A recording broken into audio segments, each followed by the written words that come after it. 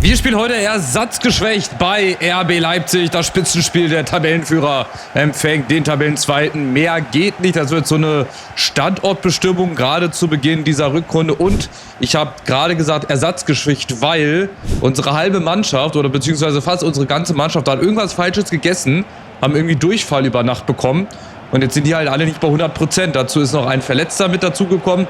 Und dann gerade ausgerechnet vor so einem Spiel, weißt du, das kann ich natürlich nicht gebrauchen, aber das sind diese unerwarteten Ereignisse, die dann jetzt ausgerechnet vor so einem Spiel eintreten. Aber vielleicht spielt uns das ja in die Karten, wie auch immer. Letzten Spiele waren nicht so gut, muss ich sagen. Das war sehr viel Stückwerk. Wir haben gerade eine Phase, wo wir nicht gut spielen, wo nicht alles gelingt.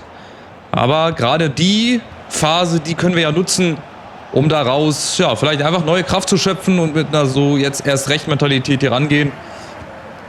Und Leipzig, klar, als Tabellenführer, das wird hier heute maximal schwer. Genauso wie die nächsten Champions-League-Begegnungen. Celtic Glasgow kommt jetzt auf uns zu, danach der BVB, dann das Rückspiel gegen Celtic. Also wir haben einige spannende Spiele, die jetzt auf uns zukommen. Wenn ihr die nicht verpassen wollt, vergesst nicht, einen Daumen nach oben da zu lassen und auch gerne kostenlos zu abonnieren, wenn ihr das noch nicht gemacht habt. So, jetzt machen wir mal eine andere Freischuss-Taktik. Schauen wir mal, Tristan de Greef. Diesen aufgeladenen Schuss, wo man LB und RB gedrückt hält. RB passend zum Gegner. Schöner Schuss von de Greef. Hätte ich nicht gedacht, dass der so gut kommt. Jetzt kommt Mensah mit der Ecke. Die kommt auch nicht schlecht. Kusi Asare. Ich kann die ganze Mannschaft in der Halbzeit schon auswechseln. Die haben alle schon jetzt schwer zu kämpfen mit den Folgen. Egal, was der Koch da ins Essen gemacht hat. Irgendwas war da. Irgendwie war das Mittagessen schlecht oder keine Ahnung. Irgendwie haben sie was Falsches gegessen, deswegen sah das nicht so gut aus. Aber es sieht eigentlich bis hierhin relativ gut aus. Alles von Becker. Anderes Schema im Tor. Nee, genau, andersrum. Aber wir sind gut drin in den Zweikämpfen. Ich glaube, die Anfangsphase gehört uns. Leipziger wissen gar nicht, wo vorne und hinten ist. Aber das werden sie uns wahrscheinlich noch zeigen, habe ich das Gefühl. Dass die erstmal ein bisschen brauchen. Oder vielleicht auch nicht, wir gucken mal. Kolbani außen gegen Baku. Seiwald wieder Baku. Ja, und das gewinnen wir. Jetzt dürfen wir nicht verlieren. Hier den Ball im Aufbau zu verlieren. Leipzig drückt dann vorne mit 4 Mann. Und da muss ja auch automatisch irgendwo eine Lücke sein. Und zu diesem Spiel, da will ich eigentlich wieder hinkommen. Aber es ist momentan nicht möglich. Es ist momentan nicht möglich. Weil es uns die Gegner leider nicht so leicht machen. Und wir müssen halt dagegenhalten. So gut wie es geht. Achtung, Braun ist da. Und dann versuche ich es natürlich immer wieder schnell zu machen, aber es funktioniert halt nicht. Es funktioniert halt nicht immer. Jetzt Kusi Asare mal tief schicken. Das war gut gemacht. Alleine gegen alle. Hernandez, Balerdi, die kommen alle nicht hinterher. Mensah in der Mitte. Muss sich fallen lassen. Wer kommt jetzt von hinten? Da ist de Cut. Nathan de Cut. Der, das habe ich jetzt letztens gelesen, soll wohl zu Hoffenheim gehen. Nathan de Cut. Da habe ich auch nicht schlecht gestaunt, als ich das gelesen habe. Da habe ich gedacht, Mensch, der kommt dir doch irgendwoher bekannt vor. Mal gucken, wie der sich macht in Hoffenheim. Und die Leipziger finden momentan noch nicht rein. Eine halbe Stunde rum. Keine einzige Aktion in unserem Strafraum. Also das hatte ich auch noch nie gefühlt. Selten. Bis dahin war der Gegner dann zumindest einmal vor unserem Tor oder vor unserem Strafraum. Aber bislang fällt Leipzig nichts ein. Die müssen hinten rumspielen. Hernandez hat die meisten Ballkontakte gefühlt jetzt schon. Balerdi, Nusa auf der Außen. Natürlich dürfen wir da noch nicht zu weit rausrücken. Aber wir machen das gut. Also wenn man sieht, wie die letzten Spiele so verlaufen sind, ist das echt schon ein Schritt in die richtige Richtung. Aber wenn wir Tabellenführer werden wollen, müssen wir gewinnen. Leipzig hat 2 Punkte Vorsprung. Also die würden, glaube ich, das 0-0 nehmen. Aber ich will auch nicht unnötig ins Risiko gehen. Wenn ich den Ball halt nicht gewinne oder mir nicht sicher bin, dass ich da rankomme, dann laufe ich lieber die Passwege zu, verschiebe einfach ein bisschen und versuche dann hier in dem Moment super den Zweikampf zu gewinnen. Den Ball möglichst hier jetzt nicht zu verlieren. Oh Gott. Dann lieber wieder hinten rum. Aber die Leipziger lassen uns überhaupt nicht den Platz. Jetzt. Hat da eine Karte Greef. Der Karte muss mal hinterlaufen.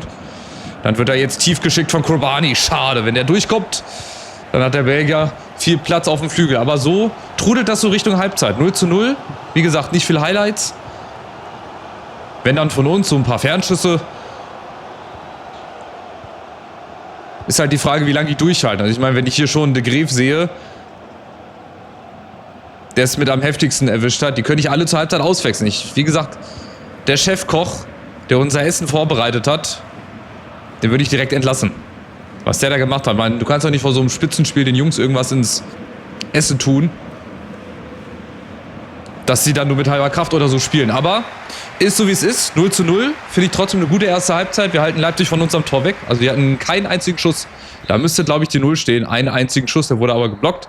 Ansonsten machen wir das aber trotzdem gut. Und jetzt hier, schaut euch diese Miserie an. Da hat jeder was Falsches gegessen. Das ist unfassbar. So, deswegen könnte ich eigentlich von der Hitze jetzt schon reinbringen für De Graef vorne. Selbst Sarko ist nicht topfit, den muss ich aber reinbringen, weil sonst ist mir Kusi Asare nach 70 Minuten fällt er weg. Und Greco müsste ich eigentlich auch für anderes Schema reinbringen. Zumindest mal die 3, die anderen mal gucken. Bis wohin dann die Ausdauer reicht und die Kraft reicht. Zur Not schmeißt ihr euch jetzt eine Aspirin-Tablette rein und dann wird das schon. Oder so eine Ibuprofen. Und dann schauen wir mal, wie die zweite Halbzeit verläuft. Es ist momentan nicht so viel los. Aber es ist halt ein Spiel, wo es für beide um viel geht. Das merkt man einfach. Nicht zu viel Risiko.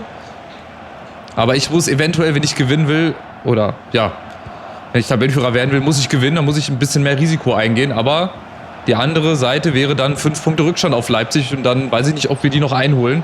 Also ihr seht, ich muss sehr, sehr viel abwägen. 0:0 wäre gar nicht so verkehrt.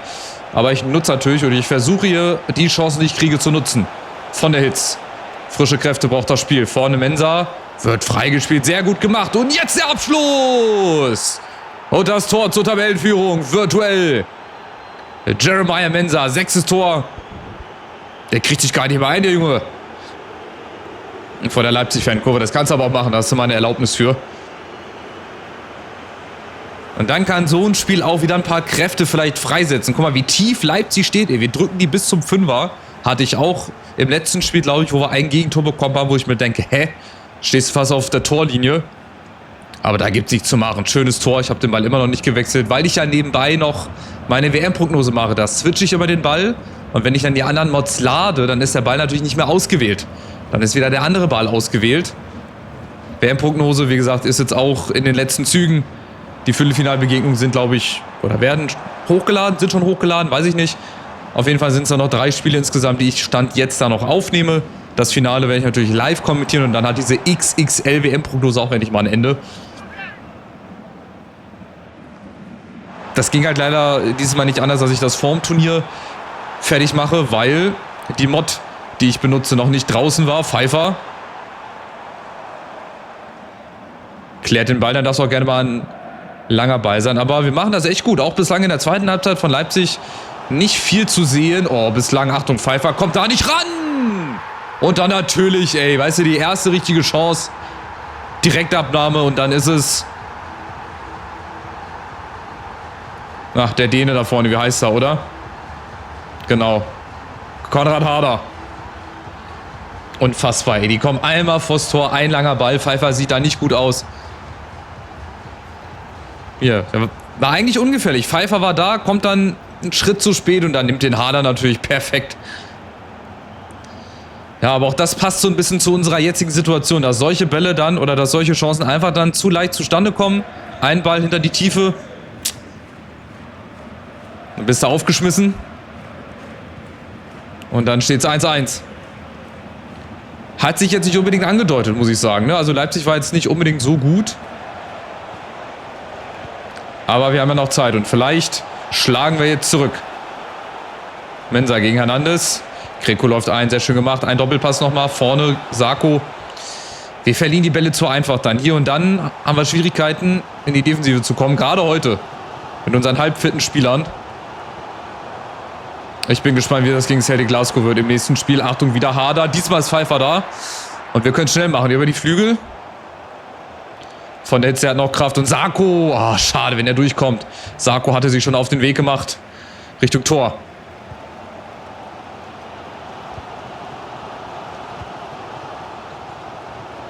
Ich habe auch nichts mehr zum Wechseln. Ich könnte Vogi noch mal reinbringen für Karl. Bisschen mehr Geschwindigkeit. Aber ich brauche auch ein bisschen Technik.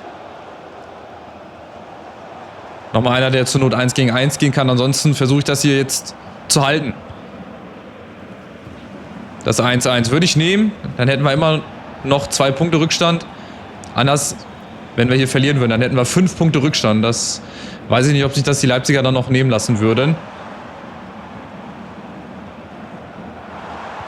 Wir stehen, es ist sehr dicht hier in der Mitte. Da kommt man eigentlich nicht durch, deswegen macht es Leipzig immer wieder über den Flügel. Pfeiffer, gut ins Abseits gestellt. Also es läuft. Das ist mal eines der besseren Spiele wieder. Bislang muss ich sagen. So, jetzt aber Vogel nochmal für die rechte Seite. Ich könnte einen Keeper aufs Feld stellen. Kasper für Pfeiffer, für Avasiem. Ja, nochmal für Pfeiffer. Das ist dann der letzte Wechsel. Es geht mir einfach um die frischen Kräfte. Von der Qualität her hätte ich eigentlich Pfeiffer spielen lassen müssen, aber ich brauche fitte Leute. Und ich muss jetzt irgendwie auch dann ins Spiel gegen Celtic Glasgow halt mit dieser halb fitten Truppe reingehen. Anders wird es leider nicht gehen. Oder ich muss halt sämtliche Jugendspieler hier aktivieren. Schauen wir mal, was ich mir da einfallen lasse. Jetzt kommt erstmal Leipzig über Vermehren. Da ist Kasper sehr gut. Wird ihm auch gut tun, mal wieder ein paar bessere Aktionen zu haben. Das war auch in den letzten Spielen leider nicht so gut. Jetzt schauen wir mal, was noch geht von der Hitz. Der ist frisch auf jeden Fall. Der kann laufen. Der hat gutes Potenzial gegen Lukeba. Power kommt auch noch mit hinzu. Und wieder Mensah. Da muss der halt heute den Alleinunterhalter machen, gefühlt. Ein Doppelpass, da ist der Cut und jetzt der Abschluss. Oh, der war gar nicht schlecht.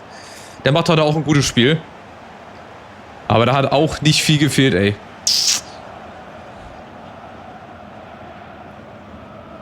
Also wir hatten schon mal mehr Probleme gegen Leipzig. Das möchte ich auch mal sagen. Ich spiele jetzt nicht zum ersten Mal gegen Leipzig, auch nicht mit Duisburg. Da hatten wir schon andere Spiele. Da hatten wir mehr Probleme. Deswegen ist das gut. Ich könnte mit dem 1-1 leben. Möchte natürlich aber auch die Chance nutzen, um hier eventuell nochmal aufs 2-1 zu gehen. Sarko, außen von der Hitz, wird mitgenommen. Da ist aber keiner da in der Mitte.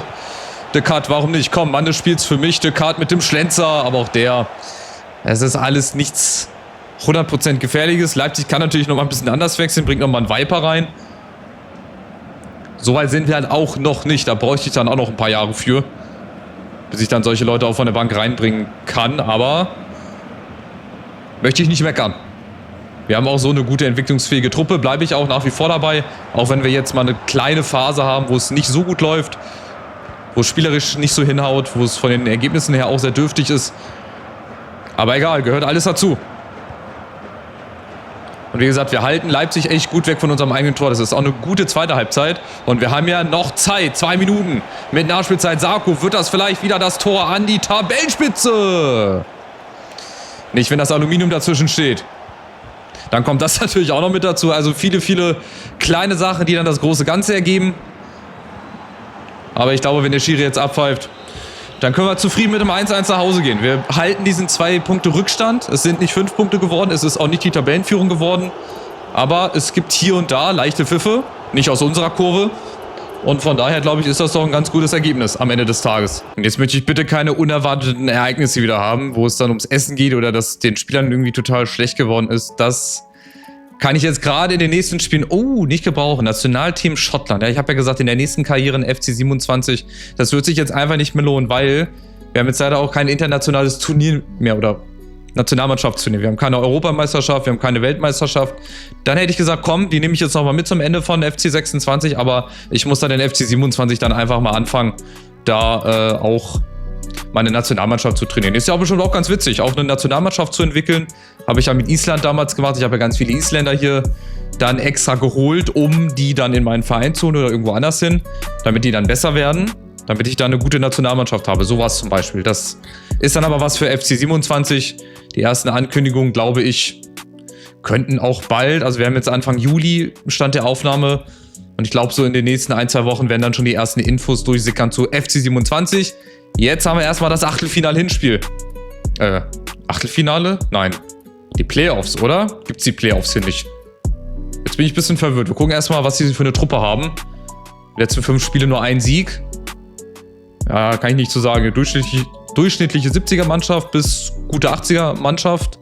Gut, Dragowski, den Keeper kenne ich. Jota, der sagt mir was. Tierney Nygren, ja, den kenne ich. Und ansonsten bin ich mal gespannt. 4-3-3 halten. Aber dann ist das ein Anzeigefehler oben, oder? Also das ist ja noch nicht das Achtelfinale. Wir sind ja in den Playoffs gelandet. Ich glaube, das sind einfach die Playoffs. Ich glaube, die haben sich da... Ja, Playoff. Also die Bayern spielen gegen Benfica unter anderem. Hätte man auch nicht gedacht, dass die Bayern in die Playoffs müssen. Dann PSG auch gegen Ferencváros. Auch in den Playoffs drin. Atletico ist hier mit drin. Newcastle. Also ganz viele Mannschaften, die da eigentlich nicht hättest da erwartet. Aber ihr seht, straffes Programm. 2 Tage Pause Dortmund. 2 Tage Pause dann das Rückspiel. Dann haben wir 4 Tage Pause. Und danach haben wir, glaube ich, auch mal irgendwann wieder eine Länderspielpause hier. Da haben wir dann mal eine Länderspielpause, so gefühlt. Und dann ist die Saison auch schon beinahe oder schon fast vorbei.